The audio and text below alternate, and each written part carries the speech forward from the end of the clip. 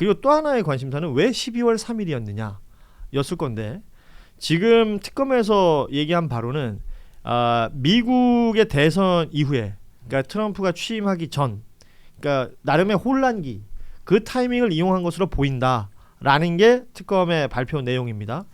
노상원 수첩에 보면 그 미국 CIA 뭐 관련된 얘기도 있고 미국의 협조, 미국의 사전 통보 이런 표현들이 있고요.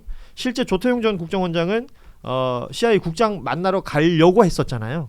그래서 이게 윤석열이랑 나중에 통화할 때 윤석열은 이미 미국에 있는 줄 알고 뭐 통화했다 이런 얘기들도 하고 그랬었던 것을 근거로 들었습니다. 그리고 12월 3일 미국과의 연루보다는 우리가 생각할 때 더 진한 것은 무속의 개입 아니겠습니까?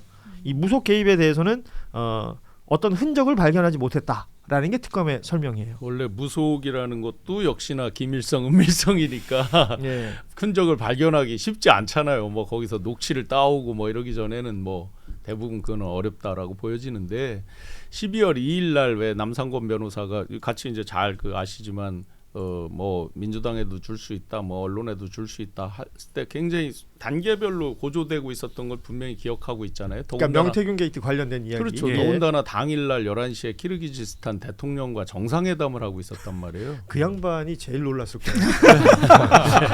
네. 얼마나 놀랐겠어요. 그렇죠. 특히 이제 거기도 부정선거를 주장해서 재선거를 통해서 당선된 대통령이에요. 그 대통령도. 그렇다고 보면 굉장히 뭔가 급박하게 그러니까 12월 4일 것까지를 계산해서 미리 날짜를 계산해서 했다라고 보기에 조금 어려운 면이 있잖아요. 만약에 그렇게 계산했다면 P3 방공 식별구역에 헬기가 못 들어오고 이랬을 리가 없겠죠. 그런 내용들까지 다 준비를 했겠죠. 그렇죠. 예.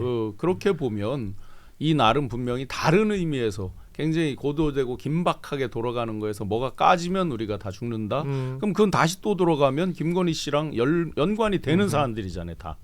이건 우리 지극히 일반인의 상식으로도 추론을 해보는 거잖아요. 예. 네. 이게 지금 내란 특검 입장에서는 이런 것들을 다 확인하기가 어려웠고 그렇게 달려가기가 어려운 부분도 있었을 거예요. 왜냐하면 예. 그쪽은 내란만 보니까 그래서 종합 특검이 필요한 것 같습니다. 왜냐하면 김건희 특검에서는 이 부분을 좀 더 관심 있게 보거나 이 인물 관계도나 지금까지 이 주변 사람들이 어떻게 굴러갔는지에 대해 파악을 한 사람들은 꽤 많았을 거거든요. 근데 이게 또 아예 그냥 부서가 갈라지듯이 아예 건물도 달리 쓰고 아예 나눠져 있기 때문에 아마 이런 소통은 많이 없지 않았을까. 아니 근데 나는 그 12월 3일이 왜 그날로 정했냐를 예를 들어서 윤석열한테도 물어볼 수 있는 거고 진술 거부권을 행사했다 그러니까 그러면 그 주변으로부터도 얘기를 들을 수 있을 텐데 주변에서는 12월 3일이 왜 12월 3일인지 모르겠습니다라는 얘기가 나왔다면 그렇죠. 이렇게 추정하는 것도 약간 웃긴 거 아닌가 싶어요. 아니, 그리고 미국 대선이 11월 5일이에요. 예. 그리고 어디 뭐 개발도상국도 아니고 대선 끝나고 뭐 갑자기 혼란이 무슨 나라가 혼란되고 그 뭐 트럼프는 그런 시기가 아니잖아요. 1월에 취임을 하니까. 하지만 예. 어쨌든 근데 11월 5일 뭐 그때도 아니고 11월 5일 그다음 한 달 뒤에 이제 12월 3일이고 예, 그렇습니다. 또 계엄 해제 요건이 제적 과반이잖아요. 예. 국회의원. 그러면 상식적으로 국회의원이 없는 날 계엄을 해야 되는 거잖아요. 그러니까 뭐 그건 지금도 이해 안 돼요. 그러니까, 왜 그날 밤이었는지. 예, 주말이거나 아니면 연말에 이제 다 지역군이라고 하고 하니까. 그리고 그 다음 날 회의가 잡혀 있었잖아요. 네, 그렇죠. 그러니까 다 대기를 있었죠. 하고 있었던 상황이거든요. 왜 12월 3일인가? 그거는 그 의문은 지금도 사실 안 풀리는 거거든요. 근데 이게 갑자기 이제 특검에서 미국 대선 얘기를 들고 나오니까 뭐 물론 이제 그거에 대해서 뭐 조태용 얘기도 있고 하지만 이게 상식적으로 좀 납득은 안 되죠. 예. 그러니까 오히려 그리고 여권에서는 뭐 다 얘기를 하지만 김건희 특검 재의결 그 부분을 제일 민감하게 보고 있는 거잖아요. 그러니까 그게 아니면 사실 해석이 잘 안 돼요. 이 부분은. 근데 이거는 미국 대선은 좀 너무 갖다 붙인 게 아닌가라는 생각은 좀 들어요. 너무 좀 큰 생각하고 있었던 사람들로 생각해 주니까 저희 그 강혜경 씨 변호인단이 괜히 여의도에 있었던 게 아니거든요. 예. 이걸로 이제 탄핵 되겠다가 싶을 정도로 그때 기소도 되면서 그때 점점 정말 이제 막 맨 처음엔 김건희 씨 육성이 나오네 만에 하다가 나오고 그다음에 윤석열 씨 목소리 나오네 만에 하다 나오고 점점 이거 돼간다. 이것만으로도 끝났다라는 얘기가 나올 정도여서 아마 반대 입장에서도 이거 목줄이 조여온다라는 충분한 압박을 받았을 거라 저는 생각합니다. 예. 그 윤석열 취재할 때 원래 그 정답지가 있는데 뭐냐면 이 ABC 취재다 왜 이랬을까 안 되면 김건희로 찍으면 MC 맞아요. 네, 제가 그 대표적인 게 이번에도 이게 역설인데 어떤 사람들은 그럼 12월 3일에 이제 여기 예산철 아닙니까? 예. 다음날 예산은 이제 예결산 정리한다고 다 의원들 모였었거든요. 그렇죠. 심지어 그날 여의도에 각 지역구 예산 남은 거 이제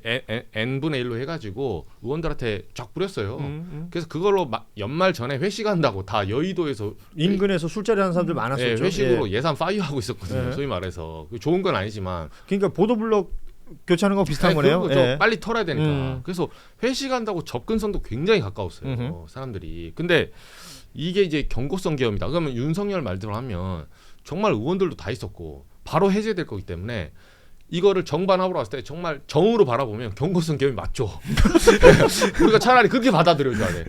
야 이거 진짜 바보와 천재는 종이 한 장 차이니까 정말 이렇게 보면 경고구나. 근데 넌 왜 경고해서 탄핵당해서 감옥 가려고 했냐. 이렇게 물어보면 또 할 말이 없어요. 예.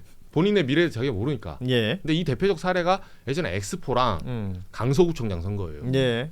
제가 그 기사 쓰다가 부장한테 엄청 깨졌습니다. 강서구청장 그때 윤석열은 이긴다고 그랬죠. 예. 하길래 저는 일반적인 상식에서 제의를 한 거예요. 부장한테 아니다. 윤석열이 바보 멍충이냐 부장이. 치는 거 한다. 화곡시장 가보면 답이 나온다. 이거는 지려고 하는 거다. 일반적인 상식으로는. 그럼 부산 엑스포도 29표 받을 줄 알고 간 거예요? 그러니까 이길 줄 알았죠. 그러니까 이거 바보 멍청이라서. 그래서 제가 그때 이후에 기사를 잘 안 씁니다. 윤석열 기사는 거꾸로 써야 돼요. 그때 예. 뭐 이분이 생각이 있을까 이러면 진짜 이길 줄 알았던 거야. 그러니까 그거는 정치부 기자는 어떻게 생각하냐면 당연히 너도 지는 거 알겠지. 그러니까 지니까 근데 왜 질까? 그게 박스에 이제 야마거든요. 주제인데 부장이 물어봐요. 그럼 넌 총선 6개월 앞두고 왜 진다 생각하냐? 그건 모르죠. 모르는데 깨져야 돼. 좀 애매하게 써놓고 나중에 보시죠 했는데 내가 부장 입장이면 되게 열받겠는데. 제가 너무 관성에 찌들어서 그렇게 됐어요. 그 다음에 윤석열은 아주 단선적으로 해석하는 사람이다. 네, 해몽을 많이 하면 안 돼요. 그러니까. 맞아요. 그러니까 단선적 해석이라는 것이 반대로 얘기하면 굉장히 즉흥적으로 뭔가 판단했을 가능성이 그런 있다. 사람이에요. 충분히. 왜냐하면 그 헬기가 못 들어왔다는 부분 있잖아요. 그러니까 예를 들어서 김용현과의 그러니까 김용현이 군을 주로 관리를 했다라고 치면 그건 아주 기본 요소일 거 아닙니까? 더군다나 군을 국회에 김용현이 투입시키면 수방사령관이었고 그렇죠. 그 P3 그 저기를 사인을 내리는 게 수방사란 말이에요. 예. 그러니까 이런 모든 것들이 이해가 안 되는 지점이 너무 많은 거예요. 보험친구닷컴 광고를 시작합니다. 이 보험친구닷컴 부담되는 보험료 알듯말듯한 보장 내 보험 바로 알고 싶을 때 그럴 때는 검색창에 보험친구닷컴을 검색하시기 바랍니다. 아니면 1844-0585로 전화를 하셔도 좋습니다. 이미 가입한 보험의 경우에는 뭐가 문제인지 또 내가 가입한 보험에 어떤 장단점이 있는지 보험친구가 무료로 상담해 드립니다. 암보험, 종신보험, 실손보험처럼 누구나 다 아는 보험부터 화재보험, 배상책임보험, 운전자보험까지 모두 상담이 가능한 보험친구닷컴 검색창에 보험친구닷컴 혹은 화면에 지금 보이는 QR코드를 이용하시거나 전화 1844-0585 어디든 연락 주셔도 이 보험친구라는 여러분의 든든한 친구를 만나게 되실 겁니다. 그래서 지금 특검에서 발표한 내용들이 미대선이라고 하니까 너무 거창하게 봐줬다라는 생각이 또 들기도 하고 그래서 설명이 좀 부족한 것 같다라는 생각도 들고요. 저는 개인적으로 가장 이 부분이 좀 심란했었는데요. 조희대 대법원장 그리고 지기현 판사에 관련돼서 결론을 내려버렸다는 겁니다. 그러니까 말하자면 사실 아니다 라면서 무혐의 처리를 했어요. 비상계엄 당시에 법원행정처 관계자와 계엄사 담당자를 모두 조사했고 당시 조희대 대법원장이나 천대 법원행정처장 등이 계엄 상황을 준비하거나 논의하기 위한 간부회의를 개최한 정황이 확인되지 않았다. 모르겠어요. 여기서 뭐 그 이유로 든 것은 대검이나 국정원, 선관위 출동했던 의혹들 관련해가지고 포렌식도 하고 수사관 전원의 통신 내역을 조회하고 기지국 위치 뭐 확인 등등 모든 것을 했는데 내용이 안 나왔기 때문에 이건 사실이 아니다라고 판단을 했다는 겁니다. 그러면 대법원 그리고 법원행정처장이 출근한 시간 그 시간이 그 보도가 나왔던 내용이 있었지 않습니까? 채널A 하고 조선일보에 그 내용보다 늦게 왔으니까 이 사람들은 그거에 해당 사항 없다라고 빼버린 거고 대검하고 국정원 개입 관련해서도 선관위 출동했던 내용도 기지국하고 이런 거 확인해봤더니 그때랑 여기랑 안 맞더라 하고 빼버린 거예요. 이렇게 단순하게 정리할 수 있는 건가? 이 점에서 최상병 특검보다 높은 점수를 주기 어려운 겁니다. 예. 사실은 최상병 특검 같은 경우에 자기 식구인 군검사들부터 시작해갖고 그 수사 외압에 가담했던 군 내 그 사법 라인을 다 처리하지 않았습니까? 뭐 만족스러운 형량이 나올지는 모르겠지만 다 기소를 했는데 내란 특검 같은 경우는 이 부분에서는 사실 특검의 도입 취지 예. 왜 기존 수사기관으로는 안 됐는가에 대해서 차별점을 보여주지 못했죠. 우리는 모두 의혹을 갖고 있는데 이 의혹에 대해서 사실 설득력 있는 말은 아니에요. 이거는 사실 이분들의 변호인이 할 말이죠. 여기에 대해서 우리는 아직도 의혹이 어느 정도 해소되지가 않았고 그 이후의 스텝까지 봤을 때는 여기에 뭔가가 있다라고 해석을 하는 게 조금 자연스러운 상황인 걸 감안을 하면 이 부분에 대해서 그 내란 특검은 실패했다고 저는 봐야 된다고 생각하고 그래서 일각에서 나오는 조은석 특검이 뭐 종합 특검을 맡아야 된다에 대해서 제가 반대하는 가장 큰 이유 중에 하나가 이것 때문입니다. 그렇군요. 최종 국정 어떻게 보세요? 그러니까 법원 조이대 직위원 관련해서 무혐의 처리 이 사람도 혐의 없다라고 봐버린 거거든요.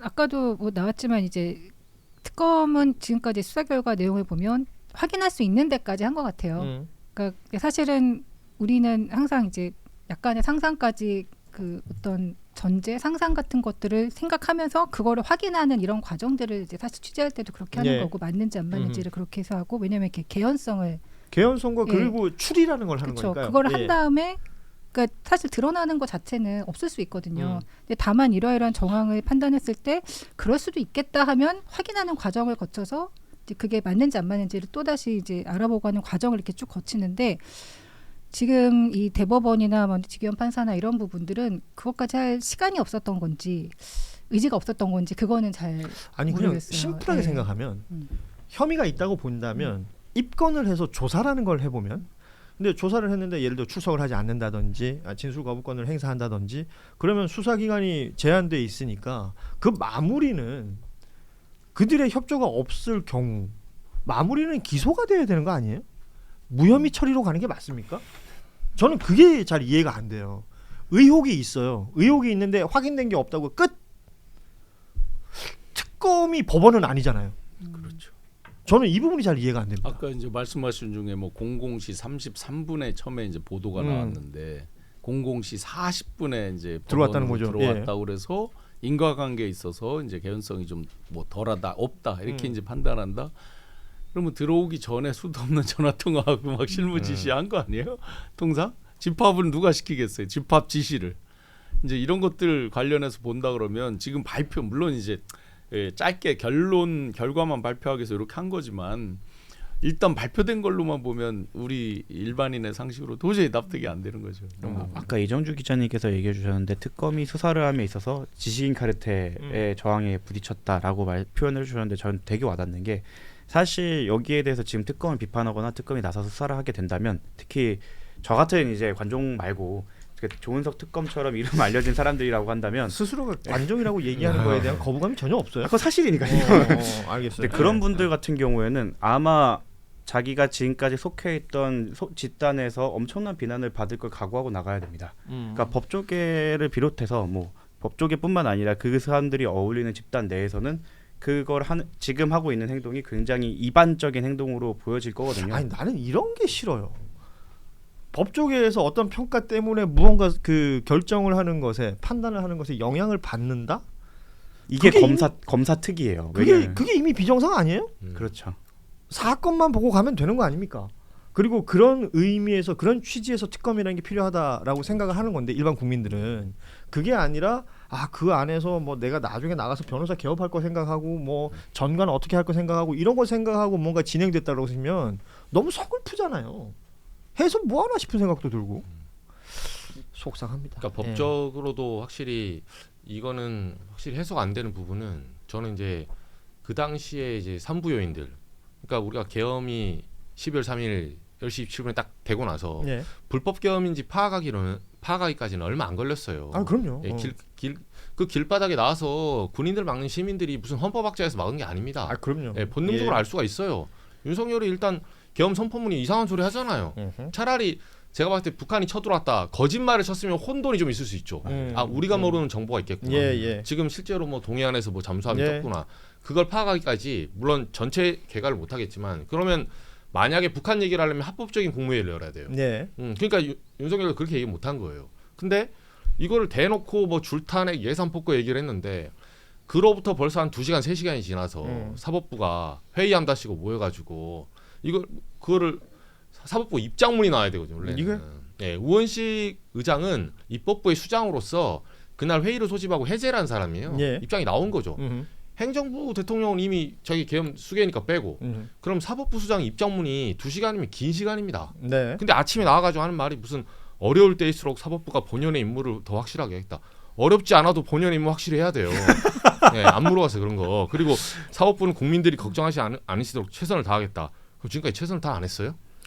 그 모습은 마치 간 보는 것처럼 느껴졌거든요. 그 대통령님과 얼마 전에 왜 오부 요인들하고 할 때 어떤 근거로 그걸 말했는지 모르겠는데 이미 자기들은 그날 위험 판단을 했다는 거 위험 아니에요? 판단을 했다 그러는데 그건 거짓말입니다. 네. 자기들 마음속에 한 거예요.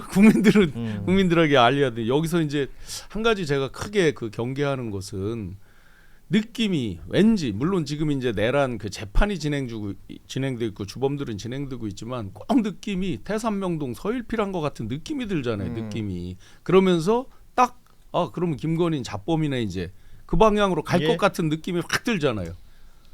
내란이 성공했더라면 어떤 대한민국이 되어 있을까를 아무도 얘기하지 않았어요. 그들 그 중심에 있던 그 사람들. 그 지식인 카르텔이라는 사람들이 딱 저 얘기에 대해서는 탐구하고 있어요. 그러니까 지금 진행되는 개혁 입법이나 여기 내란에 대해 실체를 밝혀가는 과정에 대해서는 하나하나 뭐 법적으로 절차적으로 헌법적으로 관례적으로 판례적으로 이게 잘못됐다라고 얘기를 하시는데 그분들이 내란이 성공했을 때 펼쳐질 가능성이 매우 높은 대한민국의 상황에 대해서는 어떠한 얘기도 하지 않습니다. 이 부분에 대해서는 진짜 부끄러운 줄 알아야 되고 사실 대법원에 대해 비판 하나 더 하자면 저희 변호사 업계에서 진짜 변협이 느리다라고 엄청 비판하거든요. 변협도 그날 나왔어요.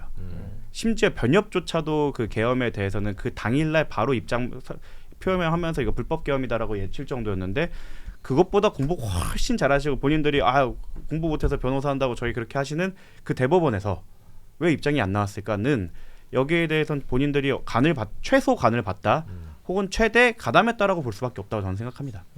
보험친구닷컴 광고를 시작합니다. 이 보험친구닷컴 부담되는 보험료 알듯말듯한 보장 내 보험 바로 알고 싶을 때 그럴 때는 검색창에 보험친구닷컴을 검색하시기 바랍니다. 아니면 1844-0585로 전화를 하셔도 좋습니다. 이미 가입한 보험의 경우에는 뭐가 문제인지 또 내가 가입한 보험에 어떤 장단점이 있는지 보험친구가 무료로 상담해 드립니다. 암보험, 종신보험, 실손보험처럼 누구나 다 아는 보험부터 화재보험, 배상책임보험, 운전자보험까지 모두 상담이 가능한 보험친구닷컴 검색창에 보험친구닷컴 혹은 화면에 지금 보이는 QR코드를 이용하시거나 전화 1844-0585 어디든 연락 주셔도 이 보험친구라는 여러분의 든든한 친구를 만나게 되실 겁니다.